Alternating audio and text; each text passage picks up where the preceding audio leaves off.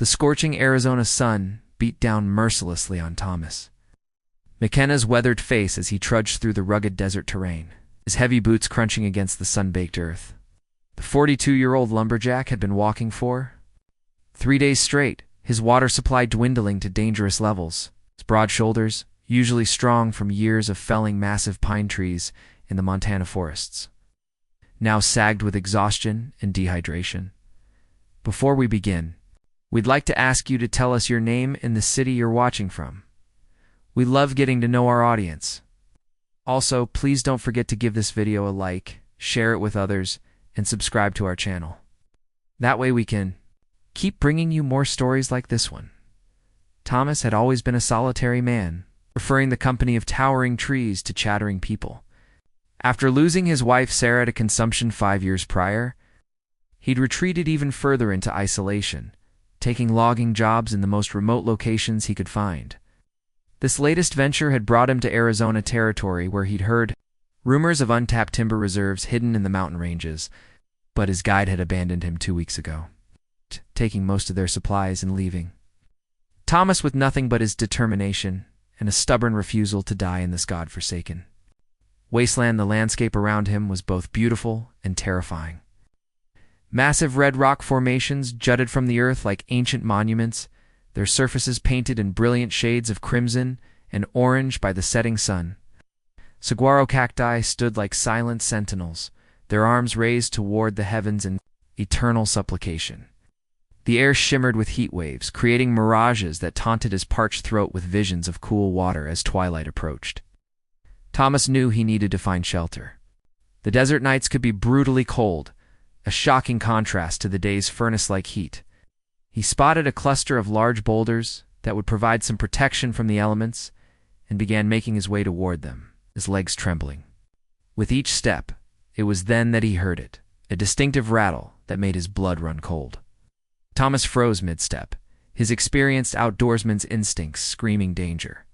Slowly, very slowly, he turned his head to locate the source of the sound. There, coiled in the shadow of a nearby rock, not 3 feet away, was a massive diamondback rattlesnake. The serpent's triangular head was raised, its forked tongue flicking out to taste the air, its dark eyes fixed on Thomas with predatory focus. Thomas had encountered rattlesnakes before during his years in the wilderness, but never one this large. The creature had to be at least 6 feet long, its thick body covered in distinctive diamond patterns that seemed to shift and dance in the fading light. The rattle at the end of its tail continued its ominous warning, a sound that seemed to echo off the surrounding rocks and fill the entire desert with menace, moving with the careful precision of a man who understood that one wrong move meant death. Thomas began to back away slowly. His throat was so dry he could barely swallow, and sweat poured down his face despite the cooling air. The snake watched his every movement, its body coiled and ready to strike. Thomas had made it, perhaps. 2 steps when his boot caught on a loose stone. The stumble was minor, just a small shift in balance, but it was enough. The rattlesnake struck with lightning speed, its fangs sinking deep into Thomas's right calf through his worn leather boot. The pain was immediate and excruciating, like liquid fire coursing through his veins. Thomas cried out and staggered backward, watching in horror as the snake slithered away into the rocks. Its job done. Thomas collapsed to his knees, his hands clutching at the bite wound. He could already feel the venom beginning to work, a burning sensation that spread up from his calf toward his thigh.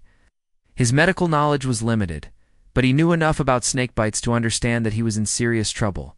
Without immediate treatment, he would be dead within hours. With shaking hands, he pulled out his belt knife and cut away the leather of his boot, exposing the twin puncture wounds. Blood mixed with clear venom oozed from the holes, and the surrounding skin was already beginning to swell and discolor.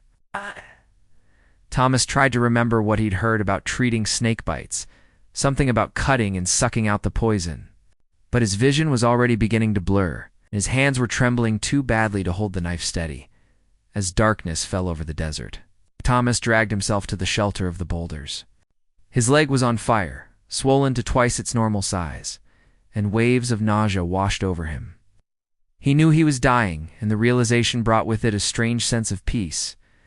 Perhaps this was how it was meant to end, alone in the wilderness. Just him and the stars overhead. He thought of Sarah, of her gentle smile, and the way she used to worry about his dangerous work. "I'll be with you soon, my love," he whispered to the desert wind. His breathing became labored, and his heart raced as the venom attacked his nervous system. The pain was incredible, but Thomas gritted his teeth and endured it, his stubborn nature refusing to let him cry out again. Hours passed, or perhaps minutes. Time seemed to lose all meaning. Thomas drifted in and out of consciousness, his fevered mind conjuring visions of cool mountain streams and Sarah's loving embrace. He was vaguely aware of movement in the darkness around him, shadows that seemed to dance at the edge of his vision. Coyotes, perhaps, waiting for him to die so they could claim their meal? But as dawn approached, Thomas became aware of different sounds. The soft pad of moccasined feet on stone, hushed voices speaking in a language he didn't recognize. Through his delirium, he sensed, rather than saw, figures approaching his makeshift shelter. He tried to open his eyes, tried to speak, but his body no longer obeyed his commands. A gentle hand touched his forehead, and he heard a woman's voice speaking in soothing tones. More hands lifted him carefully, and he felt himself being carried. The movement sent waves of agony through his poisoned body, but there was something comforting about these mysterious rescuers. They handled him with a care and tenderness that he hadn't experienced since Sarah's death, as consciousness faded completely. Thomas's last coherent thought was wonder. Who were these people who would risk themselves to save a dying stranger in the middle of the desert? Little did he know that his life was about to change in ways he could never have imagined, and that this moment of near-death would become the beginning of a profound transformation that would challenge everything. He thought he knew about loyalty, family, and what it truly meant to belong somewhere.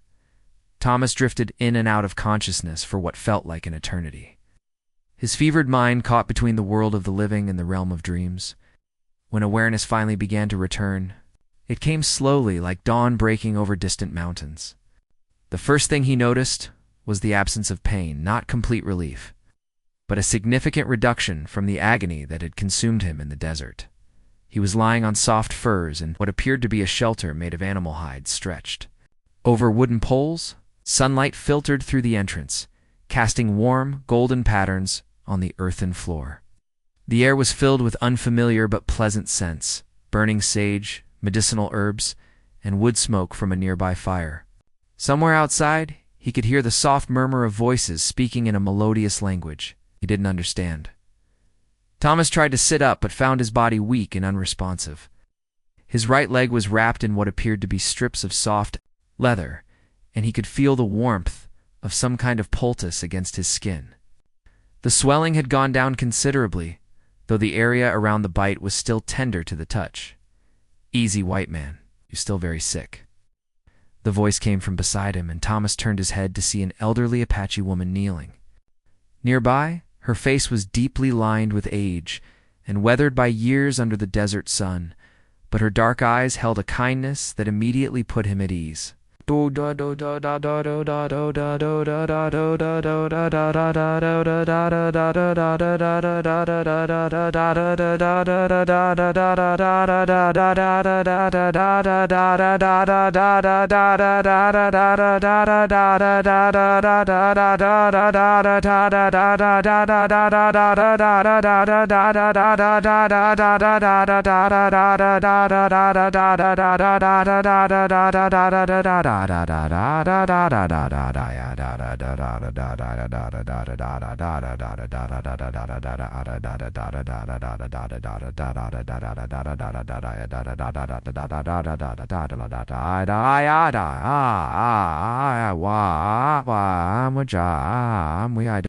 Dress made of soft deerskin decorated with intricate beadwork. Thomas opened his mouth to speak, but only a dry croak emerged. The woman immediately reached for a gourd filled with water and carefully helped him drink. The liquid was cool and sweet, flavored with herbs that seemed to soothe his parched throat. Who are you?" Thomas managed to whisper. The woman smiled, revealing teeth stained by years of chewing medicinal plants. "I am Ayana. It means eternal blossom in my people's tongue. I am a medicine woman for this band. You're very lucky we found you when we did." Another hour, maybe two, and the snake's poison would have stopped your heart. Thomas looked around the shelter with growing amazement. On one side, various herbs and roots hung from the wooden framework, drying in the warm air. Clay pots of different sizes contained what he assumed were medicines and healing compounds. The entire space felt sacred, somehow filled with the accumulated wisdom of generations. "How long have I been here?" he asked. "For days," Ayana replied, crushing some dried leaves between her weathered palms. "The first two, we weren't sure you would live. The diamondback that bit you was old and large, his poison very strong. But you have a fighting spirit, I think. Your body wanted to live. For days." Thomas tried to process this information. He had been unconscious for 4 days while these strangers, these Apache people he had been taught to fear, had cared for him, nursed him back from the brink of death. It didn't make sense according to everything he had heard about the Apache tribes. The newspapers back east were full of stories about savage raids and brutal warfare, as if reading his thoughts. Ayana mixed the crushed herbs with water from another gourd and offered it to him. "You are surprised we help you, yes? You have heard stories about my people. Bad stories, mostly." Thomas accepted the bitter-tasting medicine and drank it down, grimacing at the flavor. Yes. I was told the Apache were ... that you were ... savage, bloodthirsty, killers of innocent white settlers." Ayana's voice held no anger, only a deep sadness. "Some of my people have done terrible things, this is true. But your people have done terrible things to us as well. Does this make all white men evil? Does this make you evil?" The question hung in the air between them like smoke from the fire outside. Thomas had never really thought about it that way. He had simply accepted the stories he'd been told, the assumptions he'd grown up with. But here he was, alive because of the compassion and skill of this Apache medicine woman and her people. "My name is Thomas McKenna," he said finally. "I'm a lumberjack from Montana Territory. I was looking for timber when I got lost in the desert." Ayana nodded gravely. "But a desert does not forgive mistakes. Thomas McKenna. But sometimes, if the spirits will it, second chances are given." She began preparing another poultice, her hands moving with practiced efficiency. "My grandson, Nalnish, found you. He was returning from hunt when he saw vultures circling. He thought perhaps he would find deer killed by mountain lion, but instead found dying white man." Thomas felt a wave of gratitude wash over him. "I need to thank him, to thank all of you. You saved my life." "You can thank us by getting strong again," Ayana said, applying the fresh poultice to his leg. The herbs were warm and soothing, and Thomas could immediately feel their healing properties working on his damaged tissue. "But first you must understand something. Not all in this band were happy about bringing you here. Some think it foolish to trust white man. Some think you might be scout for soldiers or miners who want to drive us from our land." This revelation sobered Thomas. He realized that his presence here might be putting these people at risk, creating divisions within their group. "Now what do you think?" he asked quietly. Ayana studied his face for a long moment, her dark eyes seeming to peer into his very soul. "I think the spirits brought you to us for a reason. I think your heart carries much pain, much loneliness. The snake's poison was not the only thing killing you, I think." Her words struck Thomas like a physical blow. How could this woman, this stranger, see so clearly into the depths of his grief and isolation? He had spent 5 years running from his pain, burying it under hard work and geographic distance. But somehow, she had seen through all his defenses in a matter of minutes. "I lost my wife," he said quietly, surprised at his own willingness to share something so personal. 5 years ago, consumption took her. Since then, I haven't known how to live, just how to survive." Ayana nodded with understanding. "Grief is like poison too. If it stays too long in the heart, it kills the spirit even while the body lives. Perhaps this is why the spirits brought you here, to learn that there are different ways to heal." Over the following days, as Thomas's strength gradually returned, he began to observe the life of the Apache band that had saved him. There were perhaps 40 people in total. Men, women, children, and elders, living in traditional wickiups scattered throughout a hidden canyon that provided natural protection. From both the elements and potential enemies, Thomas was struck by the complexity and sophistication of their society. These were not the savage nomads he had been led to expect, but a people with rich traditions, complex social structures, and a profound understanding of how to live in harmony with the harsh desert environment. The children laughed and played games not unlike those he remembered from his own childhood. The adults went about their daily tasks with quiet efficiency and obvious care for one another. He watched the hunters return with game, sharing their catch with families who had been less fortunate. He observed the women weaving baskets of such intricate beauty that they took his breath away, their patterns telling stories that went back generations. He saw the elders teaching the young ones, passing down knowledge that had kept their people alive in this unforgiving land for countless centuries. Most remarkably, he began to understand that his presence, while initially controversial, was being accepted with a grace and hospitality that humbled him.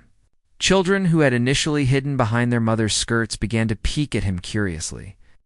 Men who had watched him with suspicion began to nod politely when they passed his shelter. Women brought him food without being asked, ensuring that he was properly nourished during his recovery. One evening, as Thomas sat outside Ayana's wickiup, watching the sunset paint the canyon walls in brilliant shades of red and gold, a young Apache man approached and sat beside him. Thomas recognized him as Nalnish, the hunter who had found him in the desert. Nalnish was perhaps 25 years old, with the lean, muscular build of someone who had spent his entire life living off the land. His long black hair was bound with a leather band, and he wore traditional Apache clothing decorated with turquoise and silver. Oh. But what struck Thomas most was the intelligence in his dark eyes and the quiet strength that seemed to radiate from him. "You are feeling better, Nolnish," observed in accented but clear English. "Much better, thanks to your grandmother and all of your people," Thomas replied. "I owe you my life." Nolnish shrugged, as if saving strangers from death was simply part of his daily routine. "The desert teaches us that all life is precious. We do not waste it unnecessarily." He paused, studying Thomas's face. "But I am curious about something. Why were you alone in the desert? Most white men travel in groups, with guides and supplies." Thomas found himself telling Nalnish about his quest for timber, about his guide's betrayal, about the years of loneliness that had driven him to take increasingly dangerous jobs in ever more remote locations. As he spoke, he realized that this was the first real conversation he'd had with another human being in months. Nolnish listened without judgment, occasionally asking clarifying questions, but mostly just allowing Thomas to unburden himself. "You've been running from something," Nolnish said, when Thomas finished his story. "But you cannot outrun what lives inside your heart." The simple truth of this statement hit Thomas like a punch to the gut. This young Apache man had identified something that Thomas himself had been trying to avoid acknowledging for 5 long years. He had been running not just from his grief over Sarah's death, but from the fear of ever caring about anything or anyone again. As the stars began to appear in the darkening sky above the canyon, Thomas felt something shifting inside him. For the first time since Sarah's death, he felt a small spark of something that might have been hope. These people had shown him kindness when they had every reason to turn him away. They had shared their medicine, their food, their shelter, and now their wisdom. But even as he felt this growing sense of connection and gratitude, Thomas had no idea that forces were already in motion that would soon threaten everything he had come to value about this hidden community. Tomorrow would bring new challenges that would test not only his physical recovery, but his willingness to fight for something greater than his own survival. Thomas's recovery progressed steadily over the next 2 weeks, and with his returning strength came a growing integration into the daily life of the Apache band.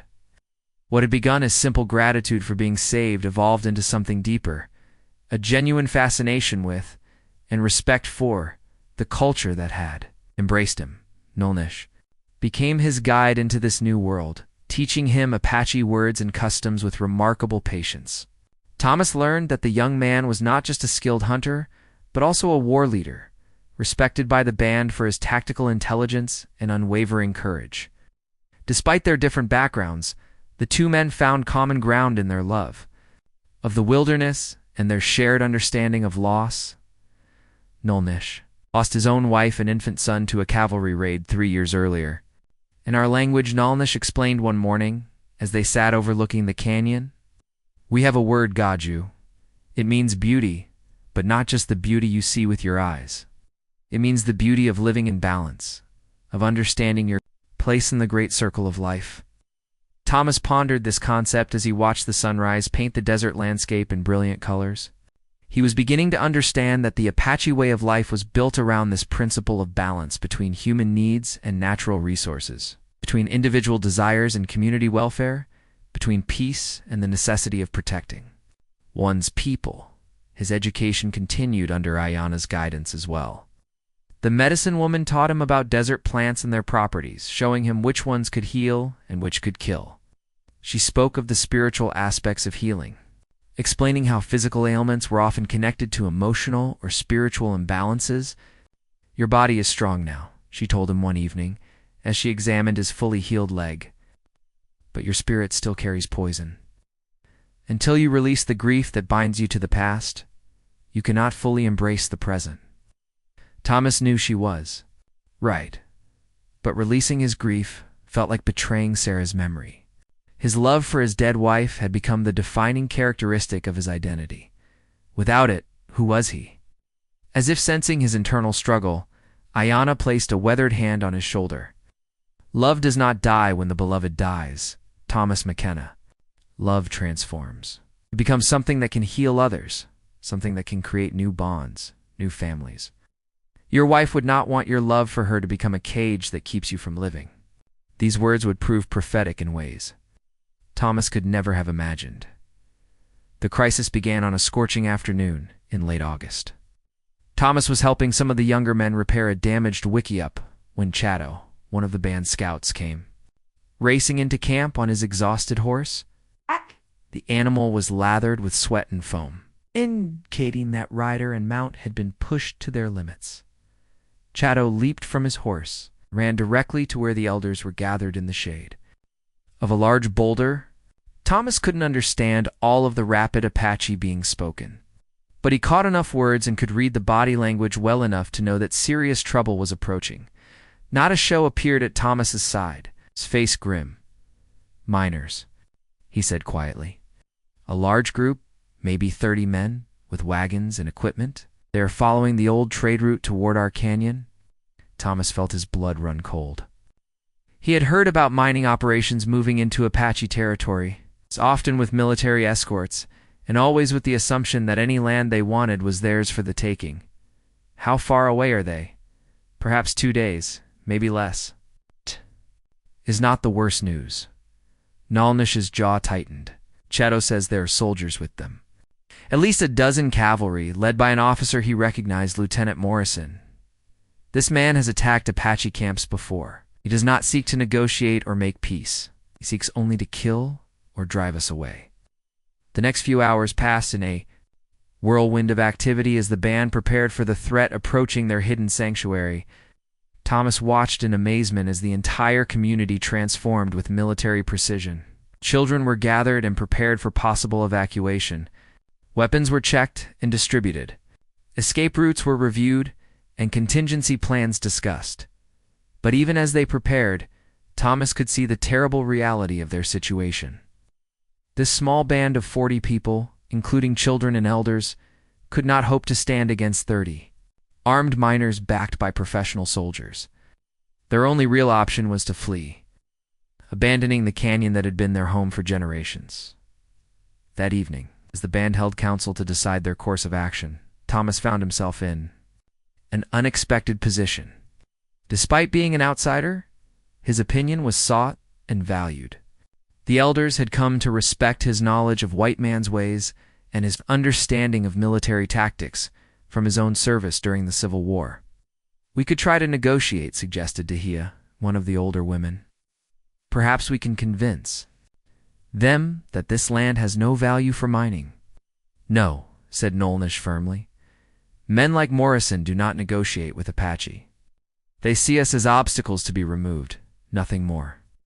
"Then we must fight," declared Tarek, a fierce warrior in his 30s. "We cannot keep running forever.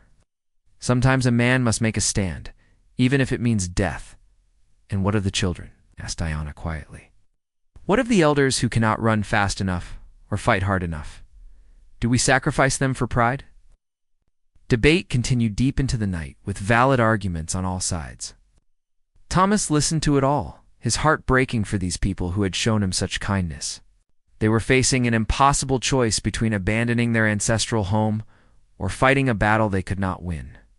Finally, the band's chief, an elderly man named Cochise, named after the great leader, but not the same person, turned to Thomas.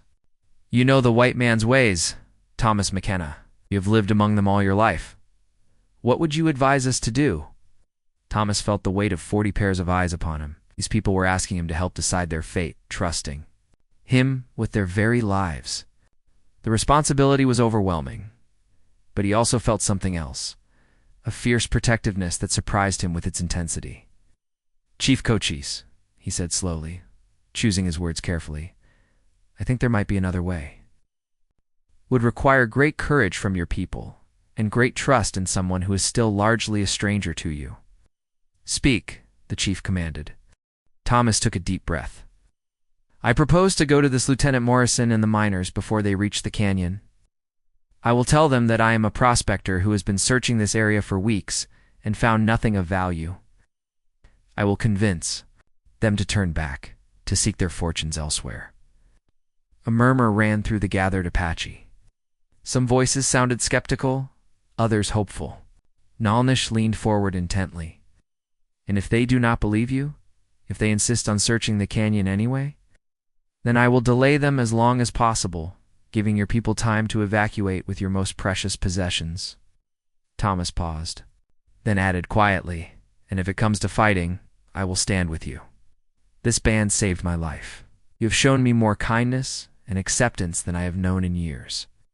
I will not abandon you to face this threat alone. The silence that followed was profound. Thomas could hear his own heartbeat as he waited for their response. He had just offered to risk his life for people he had known for less than a month, and he was as surprised by his words as anyone else in the circle. It was Ayanna who spoke first. The spirits brought you to us for a reason, Thomas McKenna. Perhaps this is that reason. One by one, the other council members voiced their opinions. Some remained skeptical of trusting their fate to an outsider, but the majority seemed moved by Thomas's obvious sincerity and willingness to sacrifice himself for their welfare. Finally, Chief Cochise raised his hand for silence. It is decided. Thomas McKenna will ride out tomorrow to meet these intruders. If he can turn them away through words, all will be well. If not, ... double quotes. The old chief's eyes hardened. Then we fight all of us together as one people. As the council dispersed, Thomas found himself surrounded by band members who wanted to thank him, to wish him luck, or simply to touch him as if to confirm that he was real. Children who had been shy around him now smiled and offered him small gifts, carved animals, beaded trinkets, sacred stones for protection. But it was Nalnish who affected him most deeply. The young war leader approached Thomas as he sat by the dying fire, staring into the glowing coals and contemplating what the next day might bring. My friend, Nalnish said, using the Apache word shakiz that Thomas had learned meant both friend and brother, what you offer to do tomorrow. It is the act of a true warrior, not because you are willing to fight, but because you are willing to sacrifice yourself for others who are not your blood family. Thomas looked up at him, seeing the firelight reflected in Nalnish's dark eyes. They are my family now, he said simply, and realized as he spoke the words that they were absolutely true. These people, this band, you saved more than my life in that desert. You saved my soul. Sarah always told me that family isn't just about blood, it's about choice. It's about who you're willing to stand with when everything falls apart. Nalnish clasped Thomas's shoulder firmly. Then tomorrow, brother, we will see what choices the spirits have in store for us all. As Thomas lay on his sleeping furs, that night, staring up at the star-filled sky through the smoke hole of his wickiup, he reflected on the incredible journey that had brought him to this moment. 6 weeks ago, he had been a broken, lonely man, wandering through the desert, seeking nothing but an end to his pain. Now he was preparing to risk everything to protect a community that had become more precious to him than his own life. He thought of Sarah and felt, for the first time since her death, that she would be proud of the man he was becoming.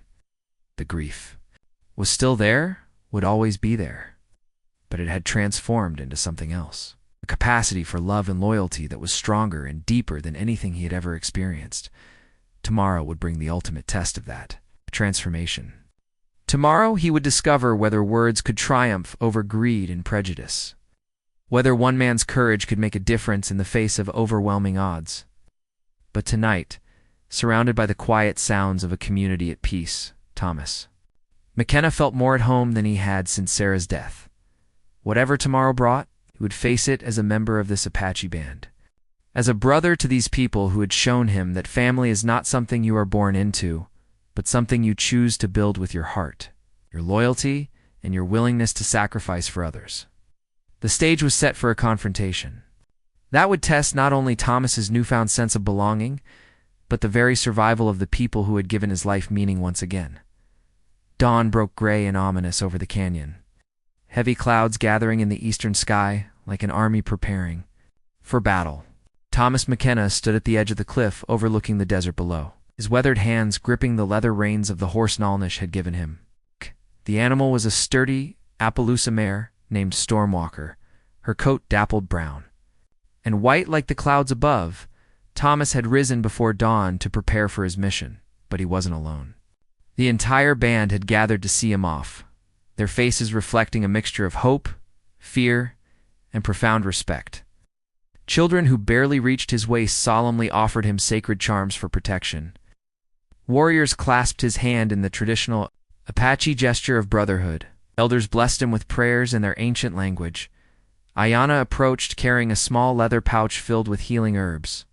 For the journey, she said simply, but her eyes held depths of emotion that words could not express. Remember, Thomas McKenna, sometimes the greatest victory comes not from the strength of your arm, but from the wisdom of your heart.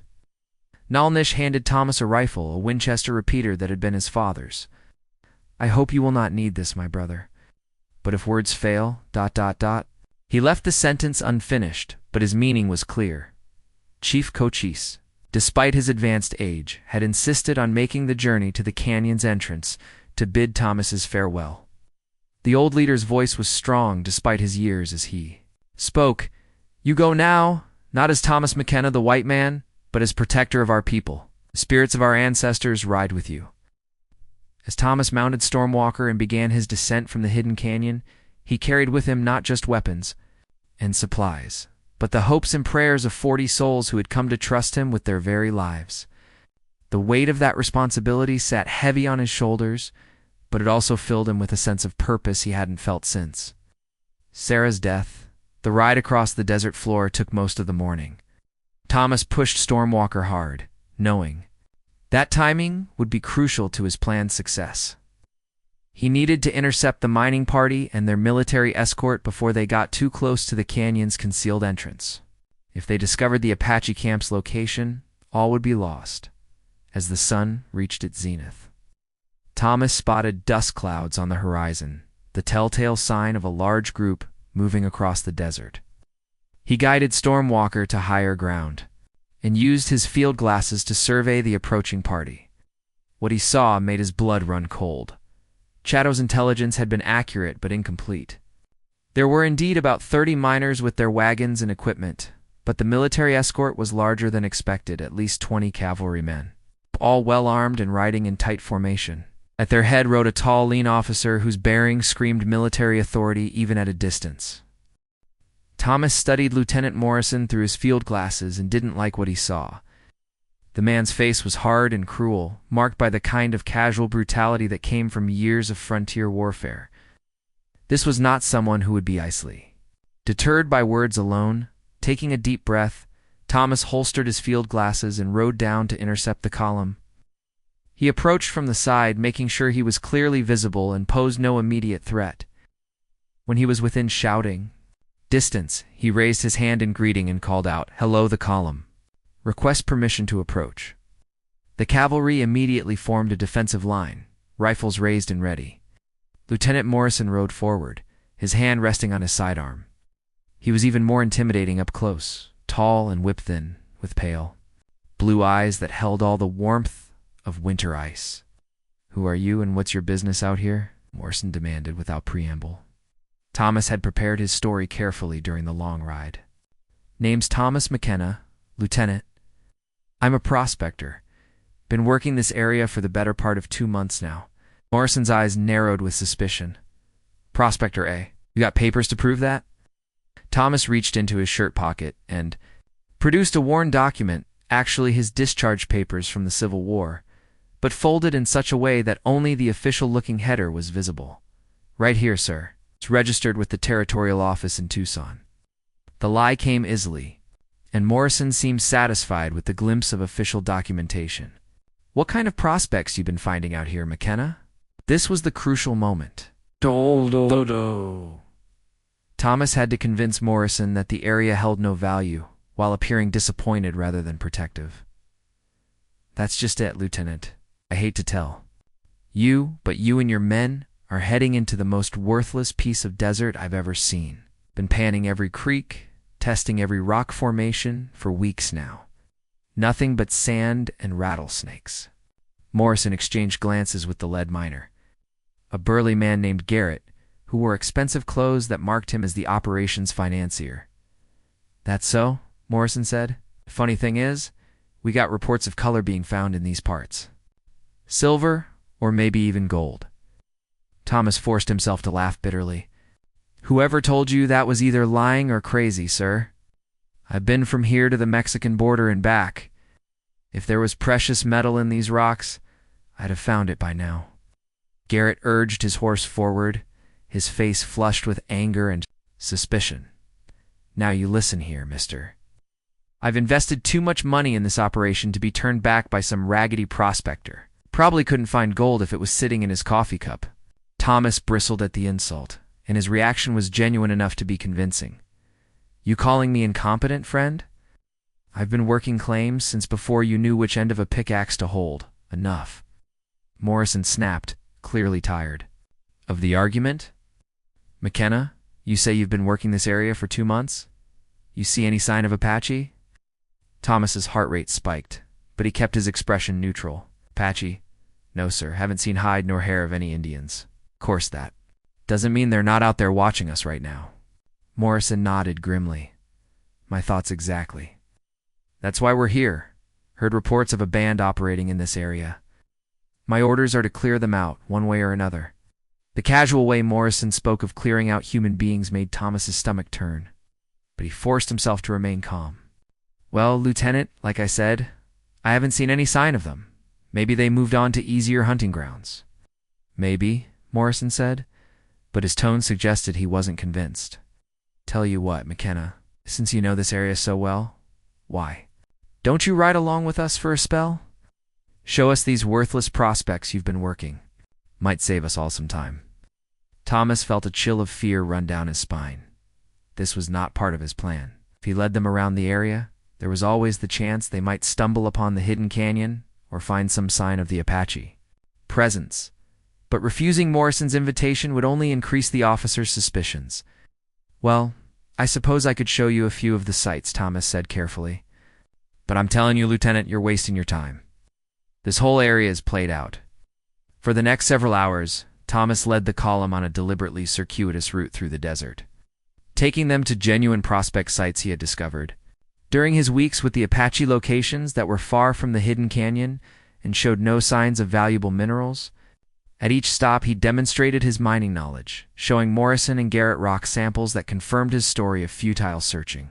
As the afternoon wore on, Thomas began to hope that his plan might actually work. Several of the miners were grumbling about the heat and the lack of promising discoveries. Even Garrett was beginning to look discouraged, mopping sweat from his face and casting increasingly doubtful glances at the barren landscape. But Lieutenant Morrison remained suspicious, his cold eyes constantly scanning the surrounding terrain. During one rest stop, he approached Thomas with a question that made the former lumberjack's blood freeze. "McKenna, you say you've been working alone out here for 2 months. Where's your camp? Where are your supplies?" Thomas had prepared for this question, but delivering the lie convincingly was another matter. Got a supply cache about 10 miles south of here, near a water source. Didn't want to burden you folks with the detour. Morrison studied Thomas's face intently, looking for any sign of deception. 10 miles south, you say? Funny thing, we came up from that direction, and my scouts didn't report any prospector camps. The trap was closing, and Thomas knew it. His mind raced, searching for a plausible explanation that wouldn't further arouse Morrison's suspicions. Well, sir, a smart prospector doesn't advertise his location. I keep my camp well hidden, up in the rocks where most folks wouldn't think to look. Before Morrison could respond, one of his sergeants rode up at a gallop. His horse lathered with sweat, and his face grim with urgency. Lieutenant, Corporal Jenkins found something you need to see, sir, about a mile north of here. Morrison's eyes never left Thomas's face as he replied, What kind of something, Sergeant? Sir. Unshod horses, moccasin prints, fresh ones. Maybe a day old. It looks like a fair-sized group passed through, heading west. Thomas felt his heart sink. The tracks probably belonged to a hunting party that had been returning to the canyon just yesterday. In his weeks with the Apache, he had learned how carefully they usually concealed their movements. But even the most skilled tracker could miss, something especially when moving quickly. Morrison's cruel smile was like a blade drawn across Thomas's hopes. Well, McKenna, seems like those Apache you haven't seen might be closer than you thought. There was no point in continuing the charade. Thomas could see in Morrison's eyes that the officer had already made up his mind. Lieutenant, even if there are Apache in the area, that doesn't mean they're hostile. Maybe they're just the only good Apache is a dead Apache. Morrison cut him off brutally. Sergeant Williams, have the men form up. We're going to follow those tracks, Sir Thomas said desperately. You're making a mistake. Your orders were to clear out hostile Indians. Right? Well, these folks might not be hostile. Maybe if you approach them peacefully. Morrison's hand dropped to his pistol.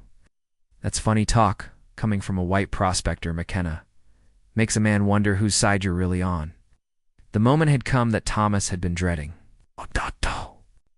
Pretense was about to be stripped away, and he would have to make the choice that would define the rest of his life, however long that might be. Oh. I'm on the side of innocent people who don't deserve to be slaughtered, Thomas said quietly, his hand moving instinctively toward his own weapon. Morrison drew his Colt .45 with practiced speed, but Thomas was faster than the arrogant officer expected.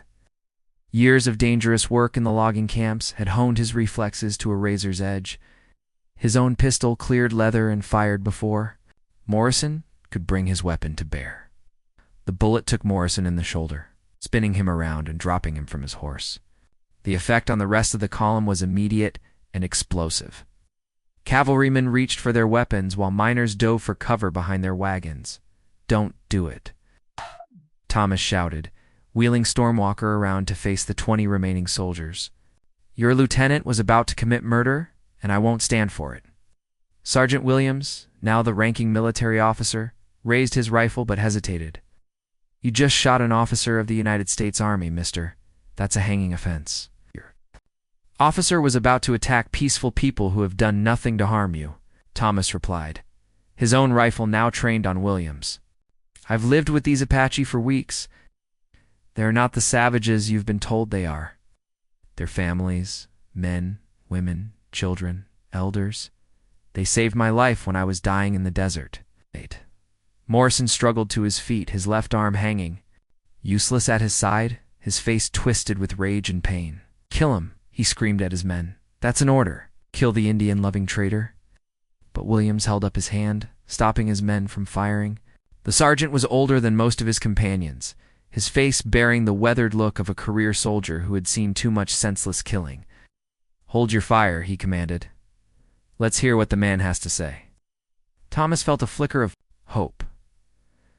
Perhaps not all of these men were as bloodthirsty as their wounded leader. Sergeant, these Apache have done nothing to justify an attack. They're not raiding. They're not threatening settlers. They're just trying to live in peace in a hidden canyon that's been their home for generations. He's lying. Morrison snarled, clutching his wounded shoulder. They're all the same. Murdering savages who'll kill you the moment you turn your back. Williams studied Thomas intently. You've really been living with them? Apache don't usually take two white men. They saved my life, Thomas repeated. Took me in when I was dying from a rattlesnake bite. Nursed me back to health. Treated me like family. Everything you've been told about them being mindless killers is a lie. Even if that's true, Williams said slowly, it doesn't change the fact that you just shot a United States Army officer. Can't let that stand. Thomas knew the sergeant was right. He had crossed a line from which there was no return. Then I guess we have ourselves a problem, Sergeant, because I won't let you harm those people, and I won't surrender to face a military tribunal for protecting innocent lives. The standoff stretched taut as a wire, 20 soldiers facing one man on horseback. Thomas knew he couldn't win this fight through force of arms, but perhaps he could win it through force of conscience. Sergeant Williams, he said quietly, you've been a soldier long enough to know the difference between a lawful order and murder. These Apache haven't attacked anyone. They're not a threat to the United States. They're just people trying to survive in a world that's determined to destroy them. Several of the younger soldiers exchanged uncertain glances. These were mostly farm boys from back east who had joined the army for steady pay and adventure. The reality of frontier warfare, the killing of non-combatants, the destruction of families was not what they had signed up for. Morrison, seeing his authority slipping away, made a desperate play for control. Despite his wounded arm, he reached for his dropped pistol with his good hand. I'll kill the bastard myself. But he never got the chance. Sergeant Williams stepped forward and kicked the weapon away from Morrison's reaching fingers. Enough, Lieutenant. This man may be right about our orders. We came here to deal with hostile Indians, not peaceful ones. They're Apache! Morrison screamed, his face purple with rage. There's no such thing as peaceful Apache. Maybe not, Williams said quietly.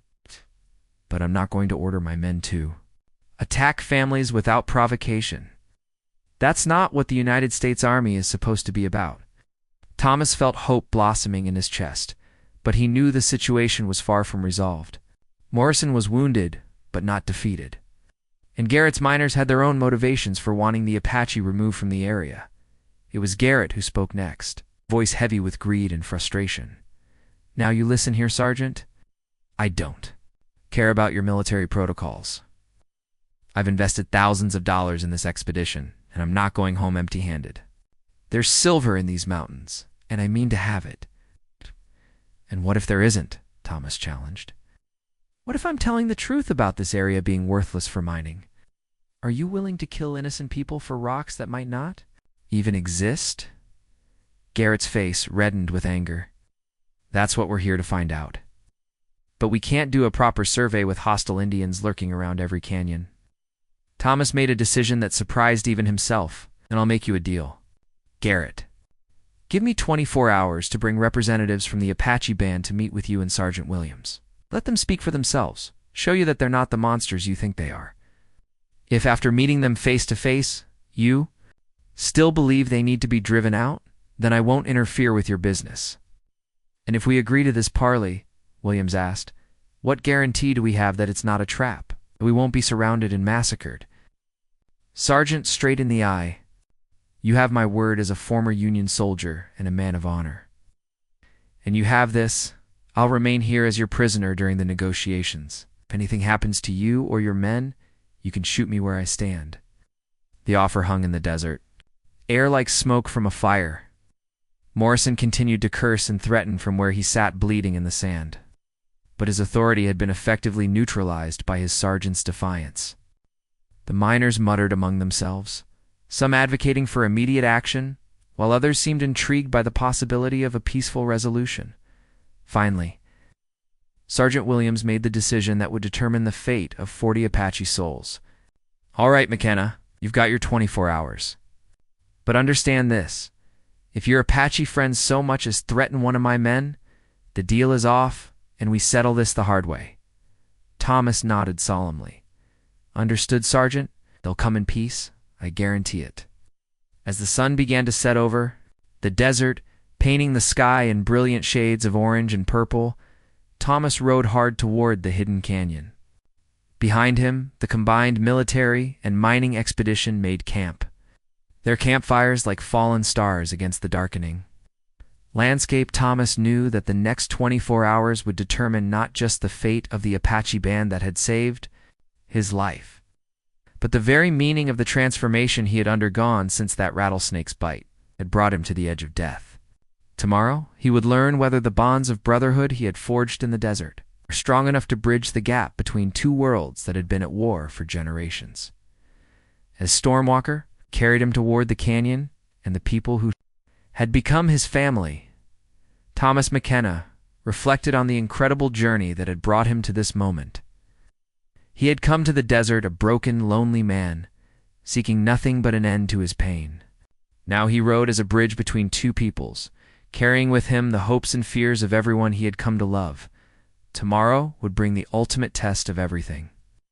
He had learned about loyalty, sacrifice, and what it truly meant to call a place home.